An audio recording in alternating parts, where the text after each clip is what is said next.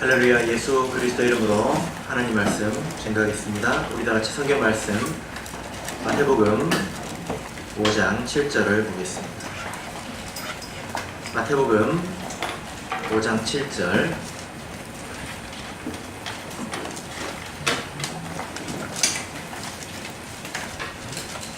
마태복음 5장 7절 말씀을 우리 같이 읽겠습니다. 읽겠습니다. 시작. 긍휼히 여기는 자는 복이 있나니 저희가 긍휼히 여김을 받을 것이며. 아멘. 오늘 이 시간은 긍휼히 여기는 자는 복이 있나니 라는 제목으로 하나님 말씀을 증거하겠습니다. 탈무드에 등장하는 이야기인데요. 어떤 한 사람이 자기 아들에게 옆집에 가서 낫을 빌려달라고 했습니다.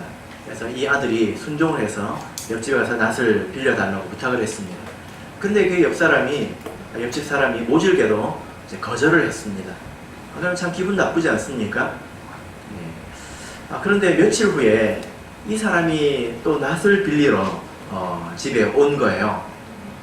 그러면 빌려줘야 됩니까? 안 빌려줘야 됩니까? 빌려주기 싫죠, 솔직히 말해서. 그런데 아버지가 낫을 빌려주라고 하는 것입니다. 그러니까 이 아들이 화가 나가지고, 아버지, 저 사람은 안 빌려줬는데 왜 우리는 빌려줘야 됩니까? 이렇게 이야기를 했습니다. 그랬더니 아버지가 하는 말씀이 뭐냐면, 저 사람이 빌려주지 않았기 때문에 우리도 빌려줄 수 없다라면 그것은 복수하는 것이다. 그리고 만약 저 사람은 빌려주지 않았지만 나는 너 같지 않아서 나는 빌려준다 하고 빌려준다면 그것은 무엇일까요? 증오이다. 이런 미움이라는 거죠. 그러나 거절당한 것을 잊어버리고 깨끗한 마음으로 그 사람의 필요만을 바라보고 빌려준다면 그것은 긍휼히 여기는 것이다. 이렇게 아들에게 가르쳤다라는 이야기가 있습니다. 지금 이 세상에서는 이런 이야기를 찾아보기가 힘들죠. 예수님께서 말씀하신 것처럼 불법이 성함으로 많은 사람들의 사랑이 식어지리라. 그래서 이 세상은 식어진 세상입니다. 차가운 세상입니다. 그렇죠. 그러나 교회만큼은 온기가 있어야 합니다. 그리고 이렇게 차가운 모습이 없어야 되겠죠. 그래서 오늘 우리가 이 말씀을 깊이 새겨야 합니다. 교회는 긍휼히 여기는 마음이 있어야 합니다. 서로지간에 긍휼히 여기는 마음이 있어야 합니다. 이 말씀을 생각할 때에 저는 좌로나 우로나 치우치지 말라라는 예수님의 말씀이, 하나님의 말씀이 생각이 납니다. 왜 그렇습니까? 언뜻 보면요, 이것은 5장 6절의 말씀과 충돌되는 그런 말씀이에요. 5장 6절에서 어떻게 우리가 배웠습니까? 의에 줄이고 목마른 자가 되어야 된다, 이렇게 배우지 않았습니까? 여러분 벌써 잊어버리신 건 아니겠죠? 의에 줄이고 목마른 것이 무엇입니까?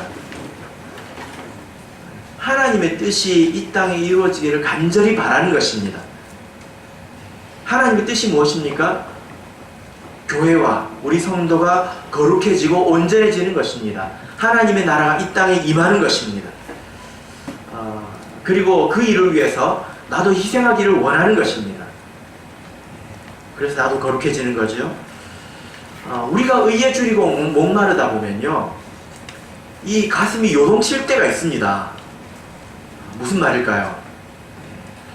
우리 교회를 바라보고 우리 성도를 바라볼 때 하나님의 뜻은 온전해지는 것인데 여전히 그 자리에 머물러 있는 모습을 보면 애가 탄다는 거예요. 그리고 죄를 범하는 사람들을 보면 속이 탄다는 것입니다. 아니, 하나님 믿는 사람이 아직도 왜 저럴까? 아직도 저렇게 죄 가운데 머물러 있을까? 아직도 저렇게 세상이 좋을까? 아직도 저렇게 나쁜 버릇을 고치지 못했을까? 아직도 저렇게 믿음이 연약할까? 하고 이게 화가 난다는 거예요. 여러분, 이런 마음이 있어야 될까요? 있어야 될 것 같습니까? 없어야 될 것 같습니까? 있으면 안 됩니까? 만약에 이렇게 한번 생각해 보십시오. 제가 예배 전에도 이제 조는 습관을 반드시 고치라고 이렇게 말씀드렸는데, 여러분이 주무시는 것을 보고 제가 아무런 생각이 안 든다면 정상인 것 같아요, 비정상인 것 같아요? 네, 비정상이라고요. 네. 네. 누가 이제 예배에 오지 않습니다. 그러면 그런데도 제가 아무런 기분이 들지 않는다면, 감정이 생기지 않는다면 정상입니까? 비정상입니까? 여러분이 만약에 학교에, 여러분들의 자녀가 다니는 학교에 CCTV를 본다고 한번 생각해 보십시오. 근데 이놈이 수업 시간에는 자고 쉬는 시간에는 일어나가지고 친구하고 싸움박질하고 계속 그러는 모습을 본다고 한번 생각해 보세요. 부모가 그걸 보고 속상하지 않으면 부모입니까? 부모라고 할 수 있습니까? 뭐라고 좀 말 좀 해보십시오. 이런 마음이 있어야 돼요, 없어야 돼요? 있어야 돼요. 이런 마음이 없으면 이상한 것입니다. 아주 이상한 거죠. 그죠? 그런 마음이 없다면 여러분들은 교회 와서 돈만 내면 돼요. 그냥 돈만 내고 밥만 먹고 가세요. 이런 생각을 하는 것과 뭐가 다르겠습니까? 있을 수 없는 일이죠. 우리 서로가 이런 마음이 있어야 된다는 것입니다. 의에 줄인 자는 마땅히 이런 마음이 생긴다는 거죠. 그러나 우리가 좌로나 우로나 치우치지 말아야 합니다. 우리에게는 긍휼히 여기는 마음이 있어야 된다는 거죠. 우리가 이런 마음 때문에, 의에 줄이고 목마른 이런 마음 때문에 때로는 미움이 생기기도 하고요, 복수심이 생기기도 하고 증오가 생기기도 합니다. 그런 마음까지 이르러서는 안 된다는 것입니다. 우리에게는 한편으로 이렇게 긍휼히 여기는 마음이 있어야 된다는 거예요. 아직도 연약해서 그러죠. 조금 지나면 더 나아질 거예요. 이렇게 불쌍히 여기는 마음이 우리에게 있어야 된다라는 거죠. 그래서 우리 건강한 신도는 이런 두 가지 마음이 같이 있어야 합니다. 한 가지 마음만 커버리면 그것은 기형입니다. 두 가지 마음이 같이 있어서 마치 줄다리기를 하면 양쪽에서 팽팽히 끌어당겨서 이제 줄이 움직이지 않는 것처럼 양쪽에서 동일하게 이렇게 큰 마음이 우리에게 있어야 된다는 것입니다. 한편으로는 애가 타서 화가 나지만 한편으로는 긍휼히 여기는 마음이 우리에게 있어야 된다라는 거죠. 균형이 있어야 된다는 것입니다. 그래서 우리가 오늘 특별히 이 말씀에 귀를 기울여야 되겠죠. 마태복음 9장 13절을 보겠습니다. 마태복음 9장 13절 보겠습니다.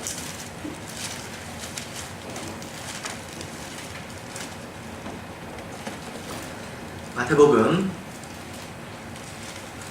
9장 13절 같이 읽겠습니다. 시작. 너희는 가서 내가 긍휼을 원하고 제사를 원치 아니하노라 하신 뜻이 무엇인지 배우라. 내가 의인을 부르러 온 것이 아니요 죄인을 부르러 왔노라 하시니라. 예, 아멘. 여기 보니까 예수님께서 무엇을 원하신다고 하셨습니까? 긍휼을 원하신다고 하셨죠. 그래서 그것이 무슨 뜻인지 배우라 이렇게 말씀하셨습니다. 그래서 우리는 이 긍휼에 대해서 배워야 합니다. 어떤 것이 긍휼히 여기는 것인지, 또 왜 우리가 긍휼히 여겨야 되는지, 그리고 긍휼히 여기는 자의 받을 복이 무엇인지 우리가 배워야 합니다. 그래야 긍휼히 여길 수 있죠. 자, 여러분, 긍휼히 여기는 것이 무엇입니까? 긍휼이 무엇입니까? 우리가 이것을 정확하게 알아야 되겠죠. 성경을 보면 이 긍휼이라는 단어가 많이 나오는데 이것이 어디서부터 나왔나고 찾아 거슬러 올라가 봤더니 이것은 하나님에게서 나온 것이다 라는 것을 우리가 발견할 수 있습니다. 그래서 구약 성경에서부터 이 긍휼이 나오는데 히브리어 원어로는 헤세드라고 합니다. 아마 몇 번 좀 들어보셨을 것 같은데요. 헤세드라는 말은 많이 쓰는 그런 이제 표현이죠. 그래서 성경 안에서 이것은 자비는 불교에서 쓰는 거 아닙니까? 네. 그런데 꼭 그런 건 아니죠. 자비, 그 다음에 긍휼, 또 인자, 그리고 불쌍히 여기다. 이런 뜻으로 사용이 되었습니다. 이것은 본래 하나님께서 나온 것입니다. 하나님은 긍휼히 여기시는 분이고 하나님은 불쌍히 여기는 분이죠. 최초의 이 긍휼을 우리가 어디서 찾아볼 수 있을까요?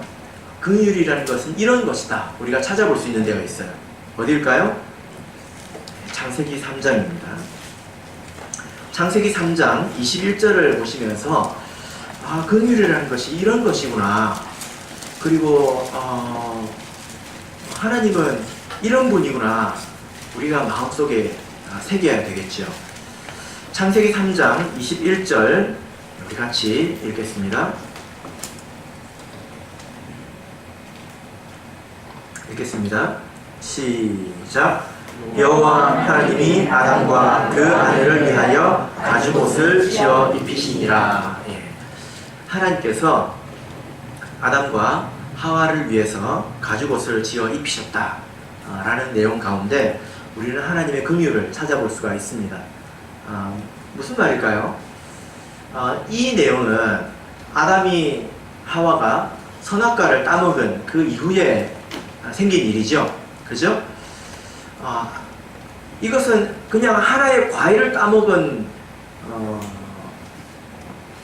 작은 일이 아닙니다. 선악과를 먹은 것은 하나님을 부정한 것입니다.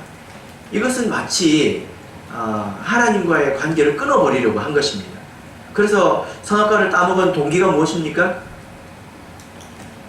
배고파서 먹었습니까? 왜 먹었습니까? 하나님과 같이 되려고 합니다. 하나님과 같이 되려고. 이게 무슨 말입니까? 하나님으로부터 독립하고 싶다는 거예요. 그래서 이 사건을 놓고 예수님께서 한 가지 이야기를 만들어서 말씀해 주셨는데 그게 뭐냐면 바로 아버지와 탕자의 비유입니다. 탕자가 어떻게 했습니까? 아버지가 돌아가시기도 전에 아버지 밑에 살고 싶지 않았지요? 그래서 뭐라고 했습니까? 아버지 돌아가시면 어차피 그거 놔줄 거 아닙니까? 그러니까 미리 떼주십시오 해가지고 아버지한테 유산을 미리 받아가지고 가서 허랑방탕하게 살았습니다. 아담이 한 일은 사실은 이런 것입니다. 여러분의 자녀가 한번 이렇게 한다고 생각해 보십시오. 아버지 뭐 오래 살아야 50년 아닙니까? 어차피 돌아가실 건데 유산을 지금 떼서 저한테 주십시오. 이렇게 이야기를 한다면 기분이 좋을 사람이 아무도 없겠죠. 그죠? 그래서 하나님께서 이 아담과 하와를 심판하십니다. 벌을 주시죠.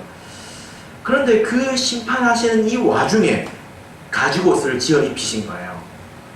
여러분 한번 생각해 보세요.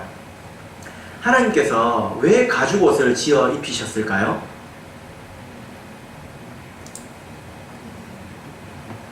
여기 보면 누구를 위해서 했다고 하고 있습니까? 아담과 하와를 위해서 그랬다고 하고 있죠. 왜 그랬을까요?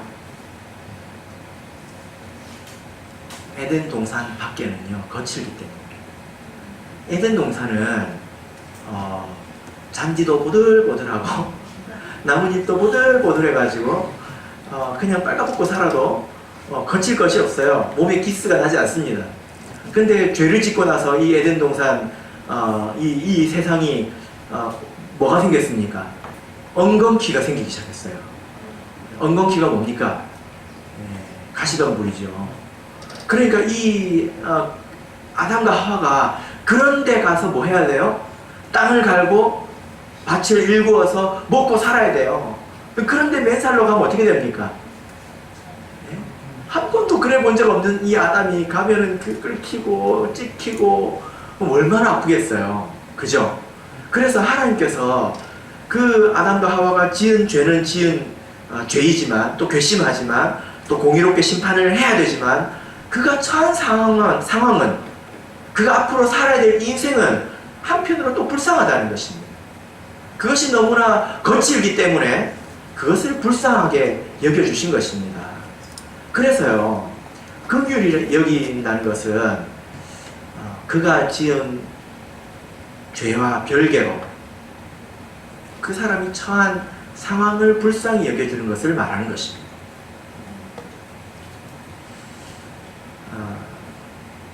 어떤 형제가 입원을 했습니다. 병이 나가지고 입원을 했습니다. 근데 제가 신방을 갔더니요, 화가 나 있더라고요. 근데 왜 화가 나 있냐 했더니 그 전에 오신 어떤 성도님이 와가지고 뭐라고 그랬냐면, 네가 교회를 안 나오니까 벌 받아가지고 이렇게 됐다고. 여러분, 이것은 긍휼일까요? 그 말이 아무리 옳다고 칩시다. 아무리 옳다 하더라도 그것은 긍휼이 아닙니다. 어떤 노숙자가 배가 고프다고 한번 생각해 보십시오. 네가 열심히 일을 해가지고 돈을 벌어야지. 네가 그러니까 배가 고프지. 이렇게 말하는 것이 긍휼일까요? 아니지요. 그 사람의 과거의 삶이 어떠했던지 간에 그가 지금 처한 그 고통을 불쌍히 여겨주는 것을 긍휼이라고 합니다. 과거를 따지지 않는 거예요. 그것과 별개로 불쌍히 여겨주는 것을 바로 긍휼이라고 하는 것입니다. 사실 하나님의 이 긍휼은 우리가 모두 입었습니다. 하나님의 백성은 다 하나님의 긍휼을 입었다고 말할 수 있지요? 왜 그럴까요? 저는 그런 거 받은 적 없는데요? 이럴 수 있을까요? 그렇지 않습니다. 여기에 있는 사람은 한 명도 빠짐없이 다 하나님의 긍휼히 여기심을 받은 사람들이죠. 로마서 9장을 보겠습니다. 로마서 9장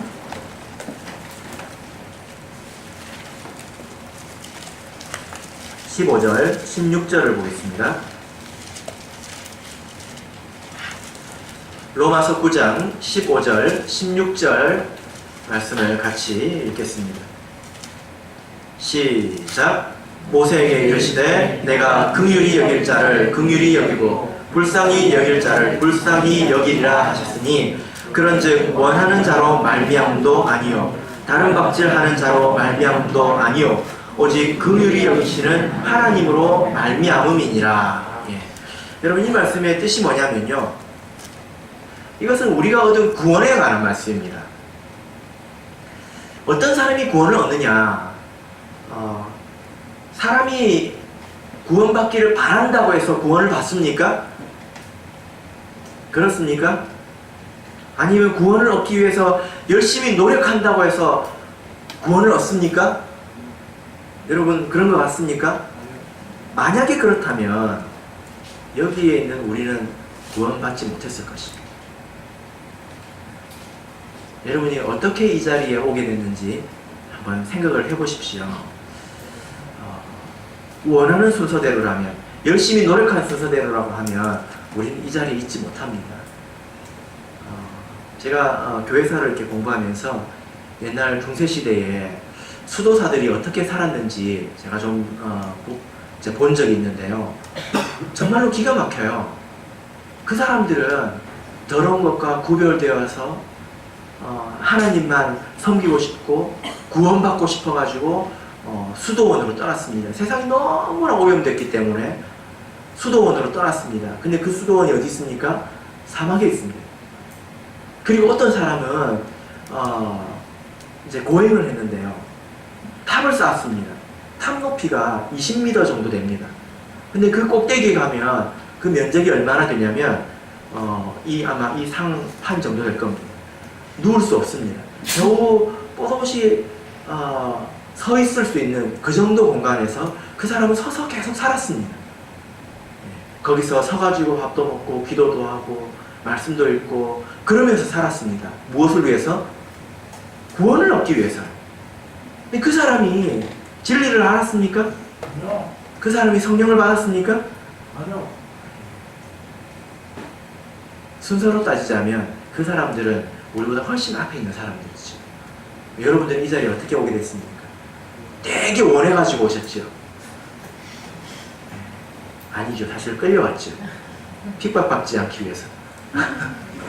부모의 강권에 못 이겨서, 사랑에 못 이겨서 끌려왔지요. 그래서 이 말씀이 뭐냐면, 구원이라는 것은 원한다고 해서 받는 게 아니라, 다른 박질 한다고, 열심히 노력한다고 해서 받는 게 아니라, 하나님께서 불쌍히 여겨서 깨달을 때까지 기회를 주시고 기회를 주시고 기회를 주시고 기회를 주셔서 그렇게 구원을 얻게 된다는 것입니다. 그래서 우리가 이 자리에 온 것은 사실 우리가 알기도 전에 무엇인가를 행하기도 전에 하나님의 자비와 긍휼이 우리에게 이미 있었다는 것입니다. 하나님의 인도가 있었다는 거죠. 제가 이제 청주에 가서 이렇게 신방을 하는데 어떤 모친이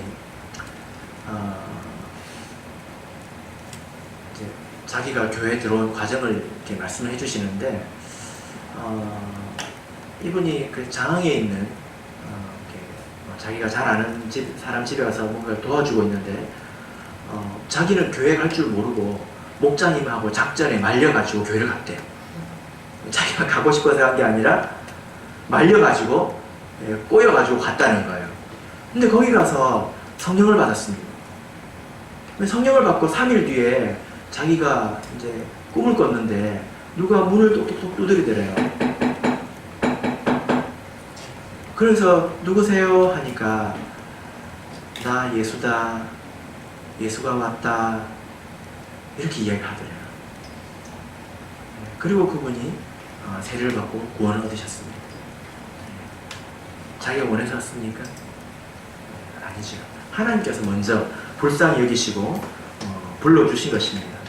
그래서 디도서 3장 5절을 찾겠습니다. 디도서 3장 5절 보면요, 우리 구원의 시작이 어디인지 우리가 배울 수 있습니다. 디도서 3장 5절 같이 읽겠습니다. 시작. 우리를 구원하시되 우리의 행한 바 의로운 행위로 말미암지 아니하고 오직 그의 긍휼하심을 쫓아 중생의 씻음과 성령의 새롭게 하심으로 하셨나니. 예. 우리의 구원은 무엇을 쫓아서 난 것입니까? 우리가 나기도 전에, 우리가 있기도 전에 하나님께서 우리를 생각하실 때 우리를 불쌍히 여기셨다는 것입니다. 그것으로 말미암아서 구원이 났지요. 그래서 우리가 하나님의 긍휼을 입은 사람이지 않습니까? 그죠? 그래서 긍휼이라는 것은 바로 이런 것입니다. 그 사람의 행위를 따지지 않고 그 사람이 처한 그런 고통의 상황을 그저 불쌍히 여겨주는 것을 바로 긍휼이라고 이야기하는 것입니다. 그래서 우리가 긍휼을 받아서 구원을 얻게 된 거죠. 그리고 이제 우리가 긍휼히 여겨야 합니다. 다른 사람을 긍휼히 여길 줄 알아야 한다는 것입니다. 그럼 여러분, 우리가 어떻게 하는 것이 다른 사람을 긍휼히 여기는 것입니까? 우리가 아주 분명하게 알아야 합니다. 어떻게 하는 것이 긍휼히 여기는 것입니까? 성경을 보면요, 이 긍휼은 두 가지로 나타납니다. 첫 번째는 뭐냐면 나에게 죄 지은 사람을 용서해 주는 것입니다. 이게 긍휼입니다. 오래 참아주고 또 개선될 것으로 믿어주는 것, 그것이 바로 긍휼입니다. 마태복음 18장을 보겠습니다. 마태복음 18장 21절을 보겠습니다.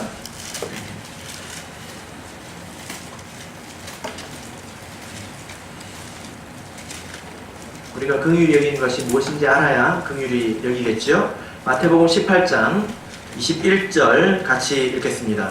시작.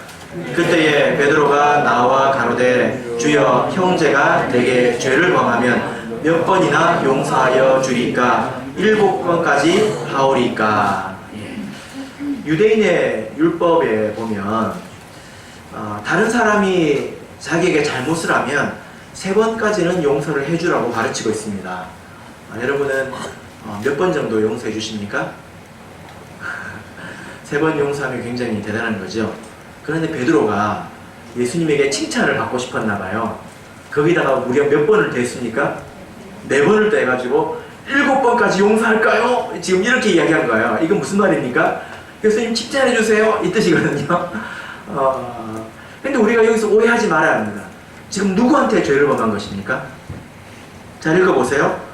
누구한테 죄를 범한 것입니까? 형제가 누구한테? 나에게. 여러분, 사람은요, 하나님에게 죄를 지을 수 있고, 교회에 죄를 지을 수 있고, 나에게 죄를 지을 수 있어요. 내가 하나님에게 지은 죄를 내가 용서해 줄 수 있습니까? 근데 오해해가지고요, 그거를 긍휼이라고 생각하는 사람이 있어요. 어떤 사람이 하나님 앞에서 큰 죄를 지었습니다. 근데 뭐라고 말합니까? 긍휼히 여겨야 합니다. 불쌍히 여겨야 합니다. 이렇게 이야기를 해요. 맞습니까? 아니에요.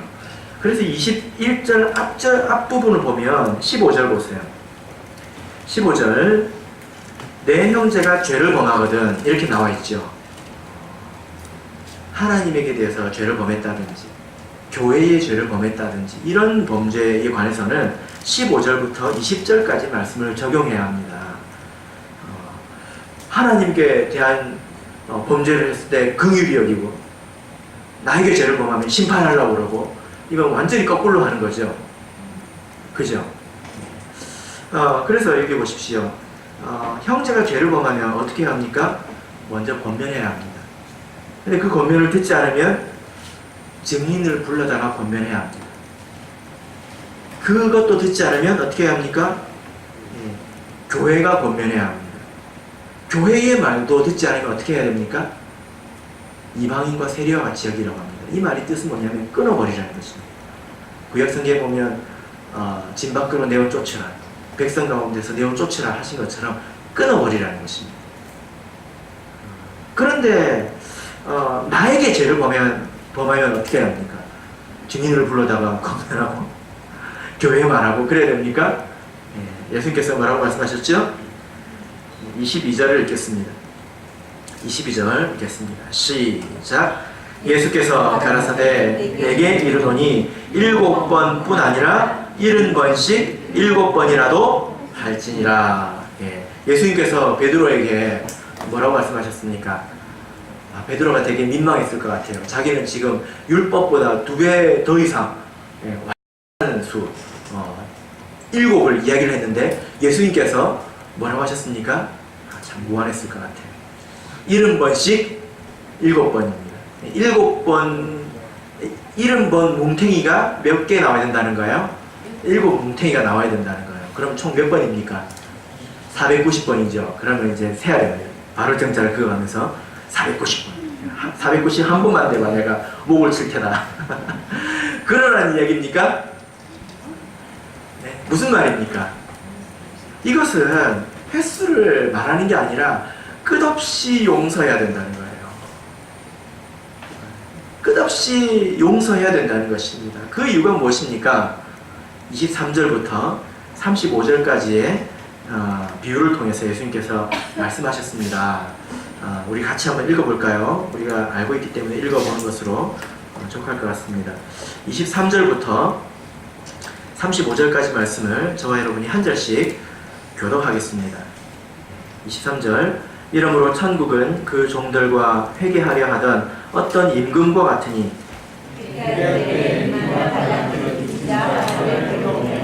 갚을 것이 없는지라 주인이 명하여 그 몸과 처와 자식들과 모든 소유를 다 팔아 갚게 하라 한대.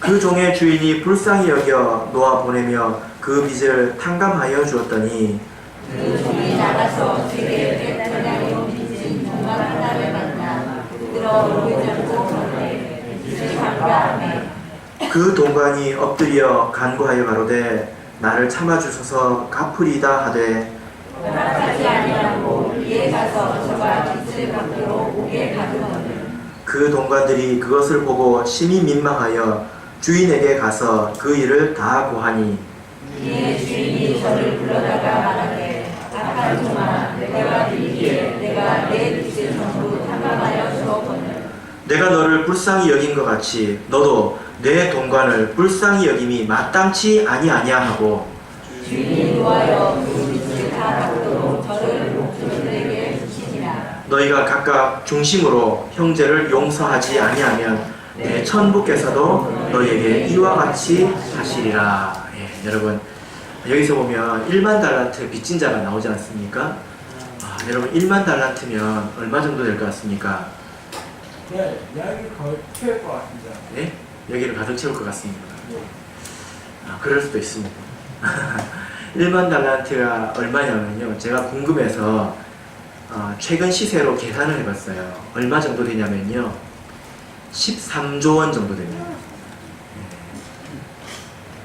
13조 원, 13억 원이 아니고 13조 원이라는 것입니다. 이것은 갚을 수 없는 죄죠. 근데 이 사람이 1만 달한테 13조 원을 빚져가지고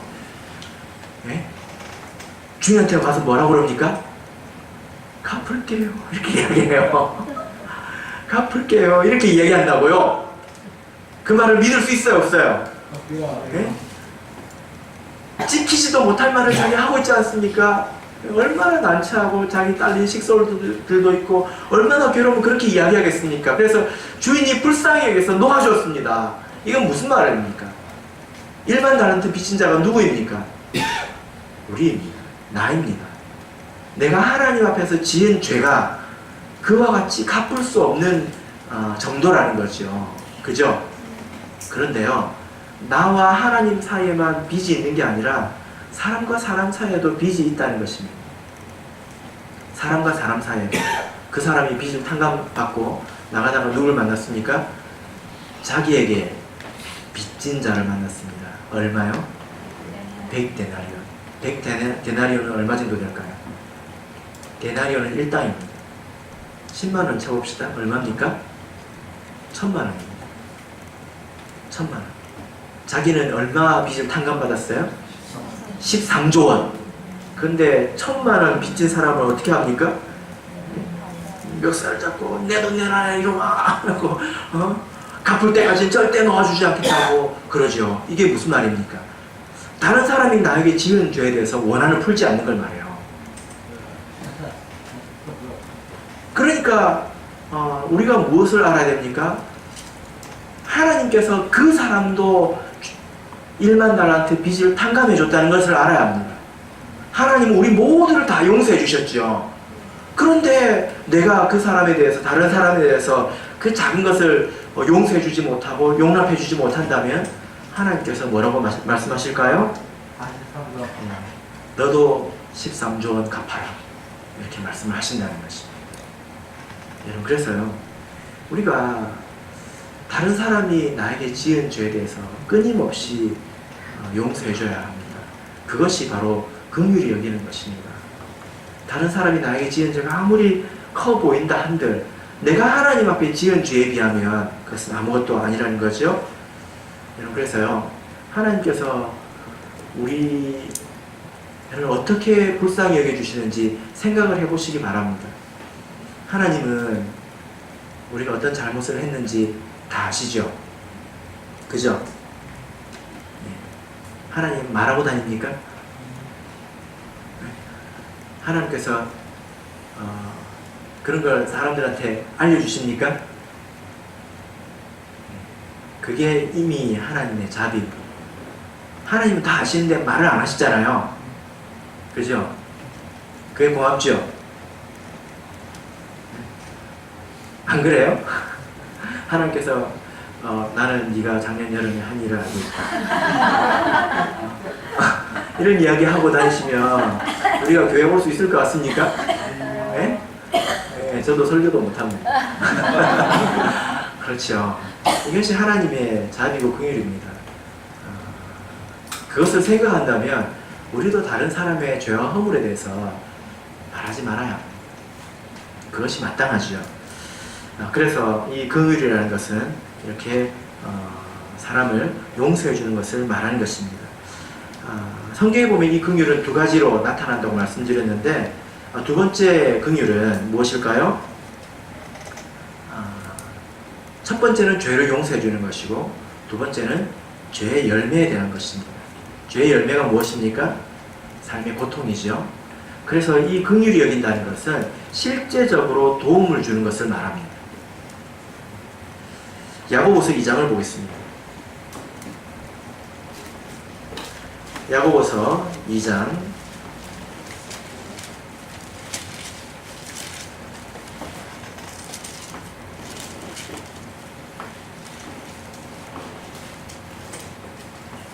야고보서 2장 16절 같이 읽겠습니다.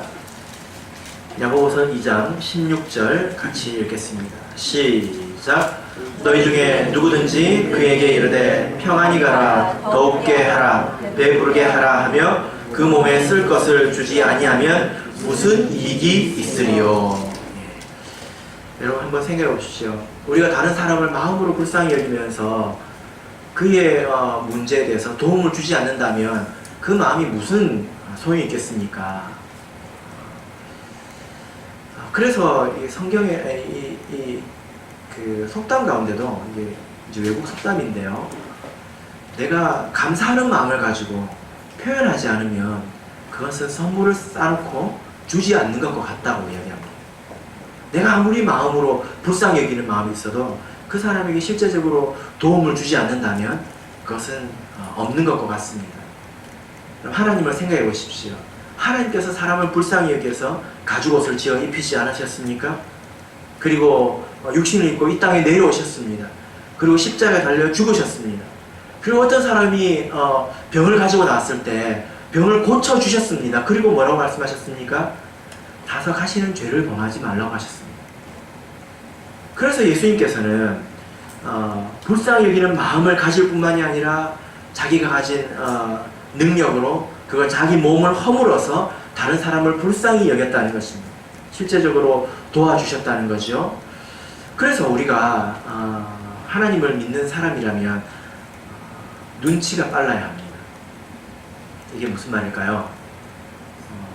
다른 사람을 살펴야 된다는 거예요. 다른 사람을 많이 헤아려야 한다는 것입니다. 교회 와가지고 나만 생각하고 내 입장만 생각하면 다른 사람은 아무 문제도 없는 것처럼 보이고요. 나만 제일 불쌍한 것처럼 보여요. 그런데 사람을 하나하나 살펴보십시오. 헤아려 보십시오. 교회는 어떻게 오는지, 힘든 일은 없는지 하나하나 살펴보십시오. 그러면 도울 일이 있습니다. 그의 입장에 가서 충분히 생각해야 합니다. 그래야 우리가 긍휼을 행할 수 있습니다.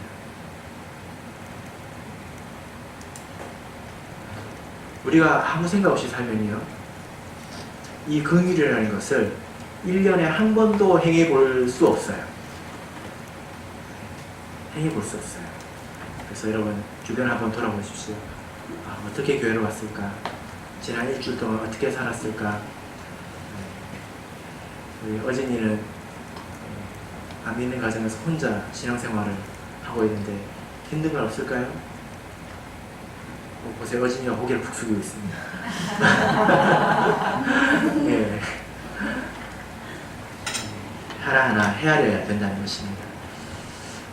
이것이 바로 긍휼히 여기는 것입니다. 긍휼히 여기는 자에게는 복이 있습니다. 여러분 복 받기 원하십니까? 그러면 긍휼히 여기십시오. 하나님께서 그런 사람에게 복을 주십니다. 어떤 복을 주실까요? 긍휼히 여기는 자는 긍휼히 여김을 받습니다. 긍휼히 여기는 자는 긍휼히 여김을 받습니다. 그러니까 내가 다른 사람을 불쌍히 여겨주면 하나님이 나를 불쌍히 여겨준다는 거예요. 여러분 이건 아주 괜찮은 투자이지 않습니까? 내가 다른 사람을 불쌍히 여겨봐야 그 얼마나 됩니까? 근데 하나님이 나를 불쌍히 여겨주는 건 대단한 거거든요. 그래서 내가 다른 사람을 헤아려주는 깊이만큼 하나님도 나를 헤아려 주십니다. 그 깊이만큼. 뭐 지 알아서 하겠지. 그럼 하나님께서 뭐라고 말씀하실까요? 뭐 지 알아서 하겠지. 하신다고요. 네? 근데 한 사람에 대해서 깊이 헤아려주면 하나님께서도 나라는 사람을 깊이 헤아려 주신다는 거예요. 여러분 우리에게 그런 은혜와 도움이 필요하지 않습니까? 제가 생각하니까요, 하나님이 저를 좀 불쌍히 여겨주셨으면 좋겠어요. 그런 생각이 듭니다. 하나님의 이 긍휼과 불쌍히 여기심이 없으면 우리는 절대로 구원받을 수 없습니다. 절대로 제대로 살 수도 없습니다. 왜 그래요? 왜 그렇습니까? 우리가 항상 실수하기 때문입니다. 우리가 지혜가 없어가지고요. 앞으로 무슨 일이 일어날 줄도 모르고 네? 살지 않습니까? 그래서 이제 사고를 쳐놓고 뒤를 돌아보면 내가 멍청한 짓을 했죠. 자책을 하지 않습니까? 근데 어쩝니까? 내가 그거밖에 안 되는데. 그래서 우리는 항상 실수하고 항상 넘어지고 그렇게 매일매일 살아간단 말입니다. 그래서 하나님의 긍휼이 우리에게 필요합니다. 이제 우리 집에 이제 가면 아이들이 있는 거예요. 애들 하는 거 보면 딱 보이죠? 그죠? 저러다가 쏟겠는데? 하잖아요? 또 쏟아요. 자기가 쏟아놓고 자기가 또 울어요. 그럼 그때 뭐라고 말해야 됩니까? 네가 그럴 줄 알았다. 그래야 됩니까? 뭐가 불쌍히 여기는 겁니까? 다음부터 조심해라 하고 이제 수습해 주는 거지. 하나님께서 저한테 그래 주셨으면 좋겠어요. 다음부터 조심해라 그래 주셨으면 좋겠어요. 그죠? 그래서 히브리서 4장 16절을 보면요, 우리가 긍휼하심을 받고 때를 따라 돕는 은혜를 얻기 위하여 은혜의 보좌 앞에 담대히 나아갈 것입니다. 우리에게는 하나님의 긍휼이 필요하고 때를 따라 돕는 은혜가 필요하다는 거예요. 정말로 그렇습니다.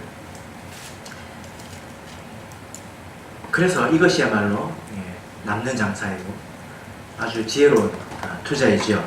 그죠? 잠언 11장 17절을 보면 인자한 자는 자기의 영혼을 이롭게 하고 잔인한 자는 자기의 몸을 해롭게 하느니라, 이렇게 말씀하고 있습니다. 인자한 자는 헤세드입니다. 자비로운 자 말하는 거예요. 그리고 긍휼히 여기는 자, 불쌍히 여기는 자는 누구를 이롭게 한다고요? 자기를 이롭게 한다고요. 왜 그래요? 내가 다른 사람을 불쌍히 여기면 그게 왜 내 영혼을 이롭게 하는 것입니까? 하나님이 그것을 기억하시기 때문입니다. 하나님께서 나를 불쌍히 여겨주시기 때문에 사실은 그것이 나에게 유익이라는 거예요. 그런데 잔인한 자가 무엇입니까? 있는 그대로 재단하는 사람을 말하죠. 네가 그러니까 그렇지. 네가 교회를 안 나오니까 다치지. 네가 그럴 줄 알았다. 이렇게 말하는 사람은요, 자기 몸을 해롭게 하느니라. 하나님도 그렇게 말씀하신다는 거예요. 네가 그럴 줄 알았다. 네가 그러니까 그렇지. 네 알아서 하겠지. 이렇게 말씀하신다는 것입니다. 여러분, 바리새인들이 왜 정죄를 받았습니까? 그들의 신앙생활이 부족했습니까? 그렇지 않습니다. 예수님께서 말씀하실 때에 그들의 의는 정말 훌륭하다고 하셨습니다. 그런데 더 귀한 바 의와 인과 신은 버렸도다.